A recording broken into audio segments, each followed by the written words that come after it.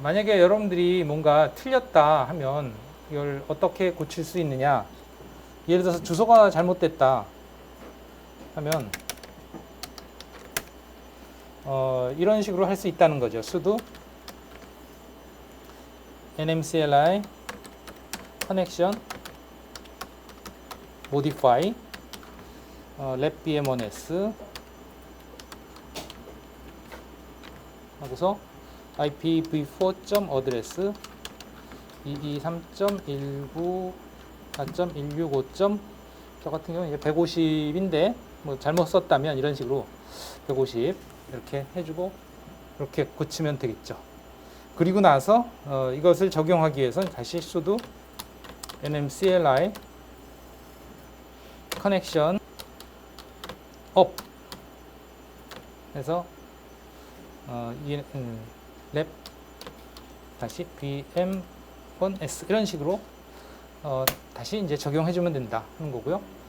뭐든지 이제 틀린 부분을 그런 식으로 모디파이를 할 수 있겠다는 거고, 아예 어떤 경우에는 그 add 명령을 막 여러 번 실행해서 똑같은 프로파일 네임으로 여러 개가 등록이 돼 있을 수 있어요. nmcli connection show 했을 때 여기에 letbm1s가 여러 개 등록이 된 학생이 있을 수 있어요. 그럴 경우에는 아예 지워버리고 다시 하는 게 속 편하죠. 그래서 지우는 명령은 sudo nmcli connection delete letbm1s 해서 아예 지워버리면 삭제가 됩니다. 그리고 나서 다시 한번 nmcli connection show 해보면 없죠. 그러면 이제 다시 추가해야 되겠지. 어쨌든 그런 식으로 하면 된다 하는 거고, 여기에 보시면 이제 뭐 연결을 확인하거나 연결을 만들거나 연결 수정하거나 부팅할 때 자동 적용하거나 미적용하거나 또 바로 연결을 적용하거나 해제하거나 연결을 삭제하거나 하는 그 nmcli의 옵션들이 43페이지에 있으니까 참고해서 사용하시면 되겠고요. 그 다음에 여기에 나오는 이런 기호들에 대해서 보시면 이런 것들이 어떤 의미를 가지냐. 이게 지금 컴퓨터 자체가 엄청 느리군요. 내가 동그라미 치고 나면 한참 있다 동그라미가 펴지는데, 뭐 대괄호의 의미는 아시죠? 대괄호의 의미는 그렇고, 중괄호는 이게 중괄호 A, B 하면 이렇게 A와 B 중에 선택할 수 있다 하는 의미입니다. 이 중괄호나 이런 이런 거 쓰는 게 아니고, 그냥 표기에서 필요한 거를 이제 골라서 쓸 수 있다는 의미를 나타내기 위한 용도의 기호들이에요. 실제로 여러분들이 입력을 할 것들은 아닙니다. sudo nmcli connection add type ethernet ifname ens160 conname lab bm1s ip4 223.194.165.150/24 gw4 223.194.165.1 ipv4.dns 1.2.1.1 8.8.8.8 connection.to connection yes connection.auto connection 오토 커넥트. 우선 nmcli connection show. 아직 안 만들어졌죠? 만들어졌으면 모디파이를 해야 될 거지만 안 만들어진 에러니까 connection.auto connect yes. 그래서 successfully added 추가됐습니다. 그 다음에 다시 이것을 적용하기 위해서 sudo nmcli connection up lab bm1s 됐고요. 적용이 됐고, 그 다음에 nmcli connection show 해서 보시면 letbm1s가 적용이 됐고, IP 어드레스 해서 보면 23194.119.150이 됐죠. 다 됐어요. 그러니까 이제 시큐어쉘에서 이 주소로 접속이 가능하겠죠. 그래서 이제 시큐어쉘에서 작업을 하겠습니다. 다시 시큐어쉘 접속을 하겠습니다. 이제는 JS2의 주소가 이 주소가 아니죠. 223.194.16 65. 저는 150번 입니다. yes. 새로운 주소이기 때문에 새로운 호스트로 인식을 해서 다시 한번 이렇게 키를 물어보는데요. 네, 됐습니다. 시큐어 쉘 접속하셨으면 되고요. 여기서 이제 sudo stat -antp 해보시면 커넥션이 끊어졌는데 누가 내 거를 쓰고 있네요. IP 주소를. 내가 IP 주소를 바꾸는 수밖에 없지. 250번을 써볼까? 이게 쓸 수 있는지 모르지만 한번 해봐야지 뭐. try. 핑 223.194.165.250 누가 쓰고 있나? 안 쓰고 있죠. 150은 지금 핑이 된단 말이죠. 문제는 지금 주소가 중복이 되기 때문에 이게 내가 접속했다가 막 끊어지고 그래요. 여기서 다시 그러면 sudo nmcli connection modify 이런 식으로 이제 주소를 바꿀 수 있다는 거지. connection modify 이게 지금 labvm1s죠. labvm1s를 어떻게 바꾸냐? ipv4.address 223.195.165.250번으로 바꾸겠습니다. /24 바꿨고 sudo nmcli connection up labvm1s 그래서 다시 활성화시키고 IP 어드레스는 자 250번으로 바뀌었어요. 주소가 250번으로 다시 접속하겠습니다. 250 핑 되죠? 네. 이제 시큐어 쉘로 접속할게요. 150 대신에 250 주소 바꿔서 접속했습니다. 접속됐고요. 이렇게 설정한 결과 이제 nmcl 여기서 li connection show 해보시면 뭐 이제 이렇게 여기까지는 아까도 이미 됐었죠. 야 이제 30분 전으로 되돌아갔습니다.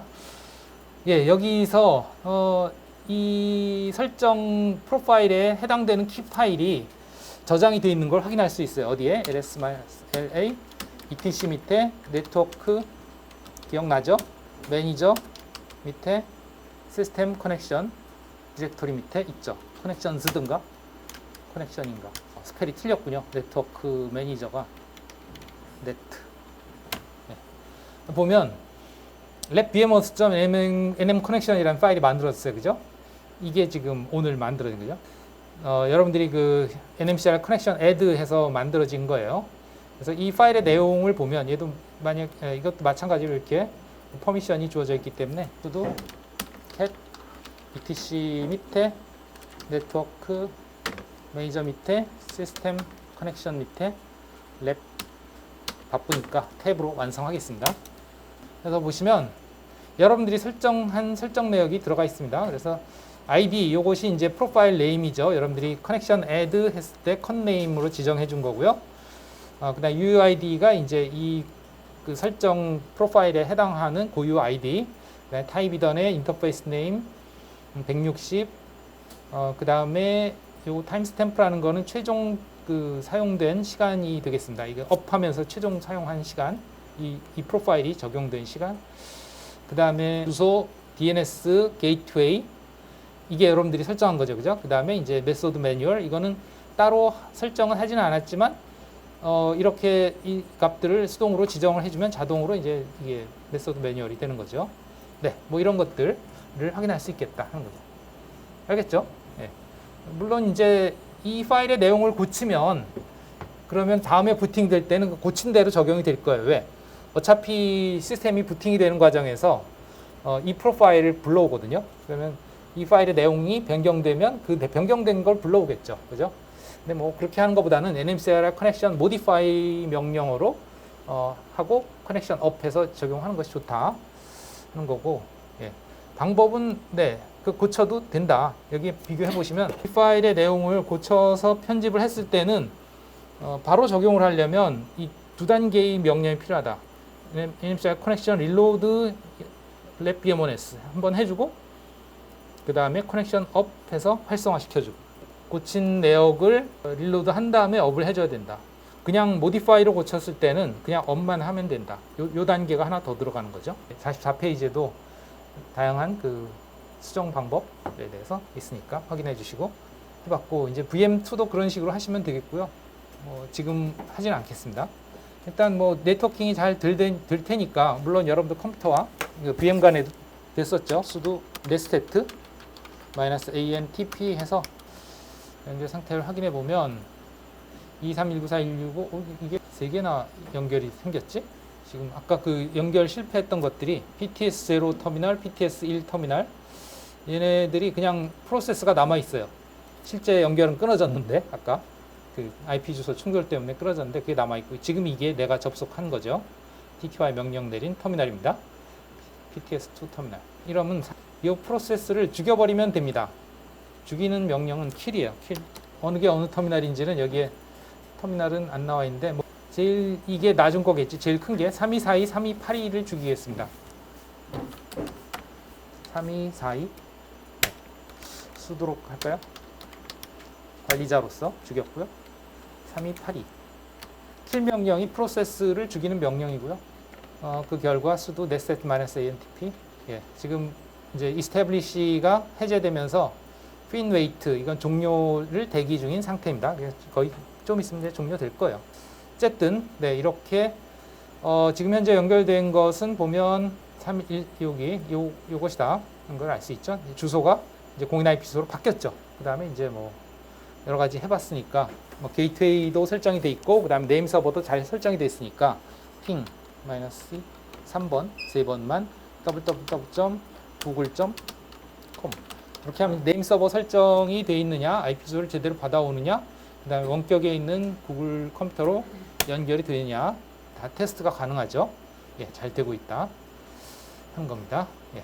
해야 될 게 뭐냐면, 원격 접속을 지금 이렇게 시큐셜 터미널로 해봤잖아요. 이거 말고 이제 그래픽 터미널로 원격 접속을 해보는 건데요.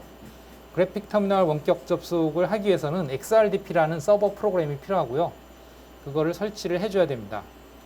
그 부분이 어디 있냐면 RDP, 원격 데스크탑 프로토콜의 약자예요. 리모트 데스크탑 프로토콜 RDP. 아마 통신 프로토콜 분석에서 해봐서 아실 거예요. 프로토콜 VM에 그래픽으로 터미널 접속을 했었죠, 그죠? 그거를 하기 위해서 XRDP 서비스 프로세스를 설치해야 되는데, 이거는 뭐 XRDP입니다. sudo dnf-y install XRDP 하면 일단 설치는 되고요. 설치를 하고 나서 그 다음에 이제 실행을 해야죠. 실행. 네, 설치는 완료됐고요. 실행은 그 포스픽스하고 비슷해요. 그래서 이와 같이 이제 enable과 스타트 두 가지 명령이 필요하죠. 그래서 요거는 지금 루트에서 실행한 걸로 되어 있기 때문에 sudo를 써서 해야 되겠죠. sudo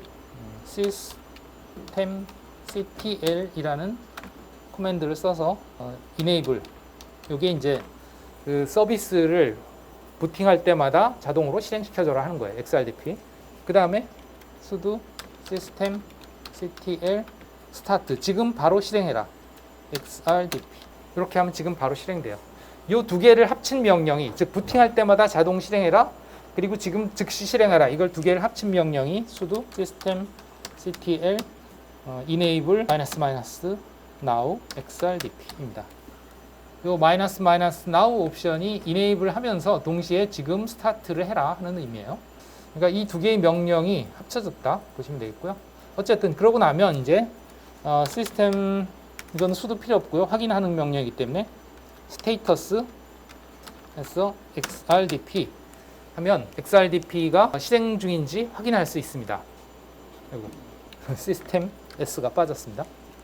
자, 이렇게 보시면 여기에 XRDP가 보시다시피 이제 enable 됐고요. 즉 부팅할 때마다 자동으로 실행이 되도록 그렇게 설정이 되어 있고, 지금 현재 상태 액티브 실행 중이다 이거죠. 예. 요거는 이것에 의해서 된 거고, 요거는 이것에 의해서 된 거죠. 물론 요걸 합친 거를 한꺼번에 또 실행하면 이게 두 개가 다 성립이 되겠죠.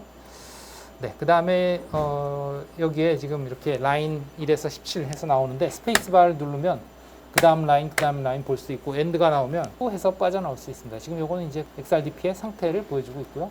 그래서 Q 해서 끝낼 수 있고요. 문제는 이걸로 끝나는 게 아니고요. 지금 기본적으로 이 시스템에서 방화벽이 이 서비스를 막고 있어요. 그래서 방화벽을 열어줘야 돼요. 그 커맨드가 firewallcmd라는 커맨드가 있습니다. 그래서 우선 지금 현재 firewall sudo로 해야 됩니다. 이 firewallcmd는 sudo firewall cmd list all이라는 명령으로 일단 현재 지금 방화벽의 그 설정 상태가 어떤지 모든 것들을 확인해 볼 수 있고요. 지금 현재 보면 여기에 허용되는 서비스가 이런 것들이 있는데요. 시큐어쉘은 지금 이미 설치 과정에서 시큐어쉘 서비스가 설치가 됐고 여러분들이 하지 않았었는데 접속이 가능했던 이유가 이미 설치가 됐고 다 방화벽도 열려 있기 때문에 이게 있는 거예요. 그런데 이제 XRDP는 없죠. 근데 XRDP는 사실은 그냥 XRDP가 아니고 RDP라고 하는 서비스입니다. 그건 어떻게 확인할 수 있느냐? 여러분들이 sudo firewall cmd -get services 이렇게 하면 그 파이어월 방화벽에서 허용이나 또는 차단을 할 수 있는 그런 서비스들의 리스트들을 볼 수가 있어요. 그러면 여기에 나온 이런 것들이 다 이 firewall cmd 방화벽에서 설정할 수 있는 서비스들 네임들입니다. 주르륵 너무 많이 나왔죠, 그죠? 이 중에서 도대체 RDP가 어디 있느냐 찾기가 어렵죠. 물론 알파벳 순서로 돼 있으니까 여기 있는 걸 알 수 있어요. RDP 서비스가 있어요. 그래서 RDP 서비스가 있는데 지금 현재 그 서비스가 허용돼 있지는 않아요. 그래서 그걸 허용해 줘야 된다 이거지. 그러면 우선 두 가지 볼게요. 아까 윈도우즈에서 find string으로 어떤 특정 패턴을 찾았잖아요. 그것처럼 여기서도 이 결과 중에서 특정 패턴을 찾으려면 파이프 해가지고 grab이라는 명령을 쓰면 됩니다. 이게 윈도우즈의 find str에 버금가는 명령이고요. 여기서 RDP를 찾아볼게요. 그러면 그 라인을 보여주는데 이게 전체가 한 라인이에요. 사실은 한 라인이기 때문에 이걸 다 보여주긴 해요. 그런데 그 패턴을 빨간색으로 보여줍니다. 딱 빨간색에 눈이 띄죠? 그죠? 그래서 파이프를 통해서 어떤 특정 패턴만 쉽게 찾을 수 있다 하는 거고요. 어쨌든 이렇게 해서 이제 찾았으면 이게 RDP가 포트 번호가 3389인 것과 관련된 거는 어떻게 알 수 있냐? sudo firewall cmd -info 서비스는 RDP잖아요. 그래서 이것에 대한 정보를 보면 이게 3389번 포트에 해당되는 서비스구나 하는 것을 알 수 있습니다. 그래서 여기서는 서비스 이름으로 이 서비스를 이제 허용을 시켜주는 걸 해볼게요. sudo firewall cmd -add 서비스는 RDP. 이렇게 하면 허용되는 서비스에 추가가 됩니다. success 추가됐죠? 그리고 나서 sudo firewall cmd -list 이번에 all 하지 말고 서비스만 볼게요. sudo firewall cmd list -list 서비스 해서 보면 허용된 서비스들의 RDP가 추가된 것을 볼 수 있습니다. 이제 RDP 접속이 가능해졌어요. 근데 이것만으로 또 되는 게 아니에요. 많죠? 왜 그러냐면 이제 접속할 때 기본적으로 사용할 그래픽 환경이 XFCE잖아요. 그죠? 그게 자동으로 실행되게 해줘야 돼요. 그거를 하기 위한 명령이 또 있습니다. 그 부분이 어디 있냐면 여기 있어요. 이 부분입니다. 이 부분. 두 개. 요거는 echo라는 명령어로 이 다운표 안에 거를 출력을 시킬 수 있는데요. 출력은 일단 기본으로 화면으로 나가죠. 근데 화면으로 나가는 것을 다른 데로 보내는 기호가 이 꺽쇠 기호입니다. 그러니까 아까 그 기본 표준 출력이 화면 터미널이라고 했잖아요. 그죠? 근데 그 터미널로 출력을 하는 게 아니고 다른 곳으로 출력을 시키는데 어디로 출력시키냐? 현재 디렉토리의 .x세션이라는 파일로 출력을 하는 거예요. 그러니까 파일에 이 내용이 들어갑니다. 새로 파일이 생기면서 그 다음에 그 파일이 기본적으로 만들어질 때는 read, write 권한만 있어요. 근데 거기다가 추가로 모든 사용자가 all 이건 모든 사용자라는 뜻이에요. 모든 사용자가 플러스 x는 이제 실행 권한 추가예요. 그래서 실행 권한을 추가하면 이 프로그램이 실행이 될 수 있어요. .x세션이라는 프로그램이. 거기서 실행하는 건 뭐냐면 XFCE4 세션, 즉 이 프로그램이 실행될 때 XFCE 그러니까 XFC죠. XFC가 실행되게 해라 하는 거예요. 이거는 언제 되냐? 이제 접속을 했을 때 자동으로 XFC가 실행이 되게 해주는 그런 명령입니다. 그래서 그 명령을 엑세션이라는 파일에 넣어놓고서 이제 원격 접속할 때마다 이것이 실행되게 해주는 거죠. 이게 실행된다는 건 결국은 이 안에 내용이 실행되는 거니까. 그래서 이것을 해주고 나서 그리고 나서 접속을 하면 되겠습니다. 그거는 여러분들한테 맡길게요. 그 절차는 다시 한번 뭐 과제로 할 테니까 여기까지 한 거는 이제 제출을 해주시고 이 이후의 거는 이제 과제로 해서 뭐 과제는 시간이 좀 있죠. 이제 우리가 이번 시간이 마지막이니까 그죠? 이거 다음 주는 이제 뭐 여러분들 아시다시피 코엑스 관람이고 그 다음 주에 중간고사고 그렇죠? 그래서 중간고사는 2시에 볼 겁니다. 2시에. 그리고 나머지 2시간은 이제 동영상 시청으로 대신 하겠습니다. 알겠죠?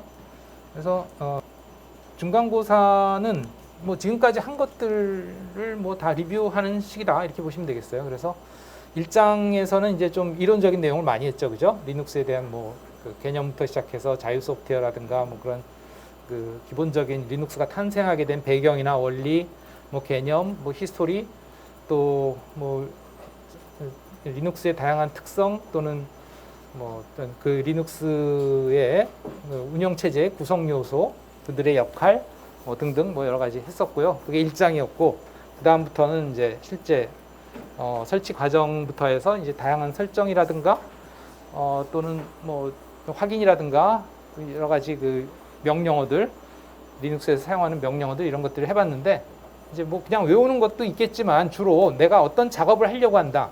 그러면 어떤 명령을 실행해야 되냐 또는 이런 명령을 실행하려면 뭐 어떤 파일을 봐야 되느냐 또 뭐 그 파일 안에 어떤 내용들이 들어있냐 뭐 이런 것들 우리가 그 명령 실행을 하면서 설명했던 것들 그런 것들 다 알고 있어야 돼요. 그래서 그냥 무조건 외우는 게 아니고 목표 지향적이죠.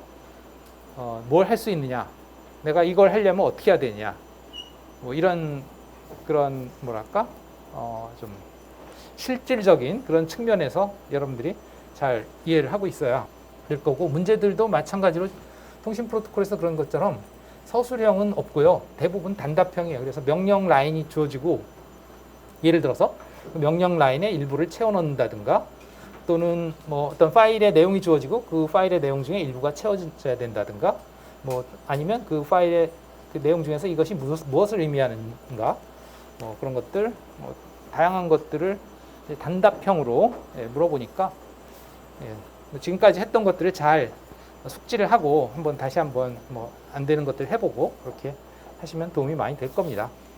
네, 여기까지 마치고 과제를 안 올려놨군요. 과제 빨리 올려놓겠습니다. 마치겠습니다.